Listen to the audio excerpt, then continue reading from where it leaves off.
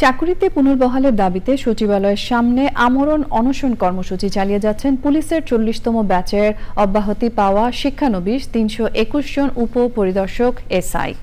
স্বরাষ্ট্র মন্ত্রণালয় থেকে নিরাশ হয়ে ফিরেছেন বলে জানিয়ে আন্দোলনকারীরা বলেছেন, কর্মজীবনে অনিশ্চয়তার পাশাপাশি সামাজিকভাবেও তারা হেয় হচ্ছেন।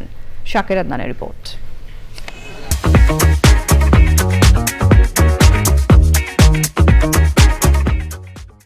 শৃঙ্খলা ভঙ্গের অভিযোগে রাজশাহীর সারদা পুলিশ একাডেমিতে প্রশিক্ষণ চলার সময় পুলিশের 40তম ক্যাডেট ব্যাচের শিক্ষানবিশ 321 জন এসআইকে অব্যাহতি দেয়া হয়।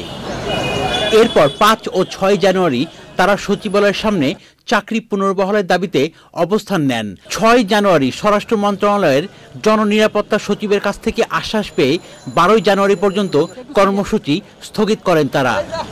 তবে কোনো অগ্রগতি না হয় 13 জানুয়ারি তারা আরেক দফা সচিবের সঙ্গে দেখা করার পর আগের সেই আশ্বাস না পেয়ে আমরণ অবস্থান কর্মসূচি শুরু করেন। নাস্তা খাওয়া, তারপরে হচ্ছে যে ক্লাসে বিশৃঙ্খল, এগুলো আমরা কিন্তু করিই নাই, কিন্তু আমাদের এটা দেখে আমাদের অব্যাহতি দেওয়া হয়েছে আর কি।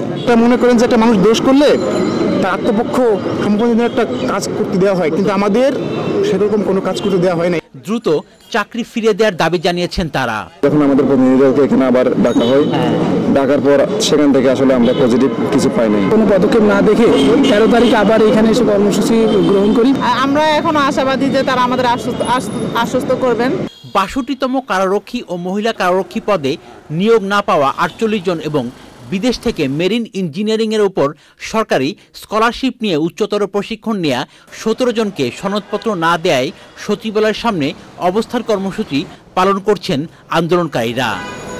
শাকের আদনান, চ্যানেল আই, ঢাকা।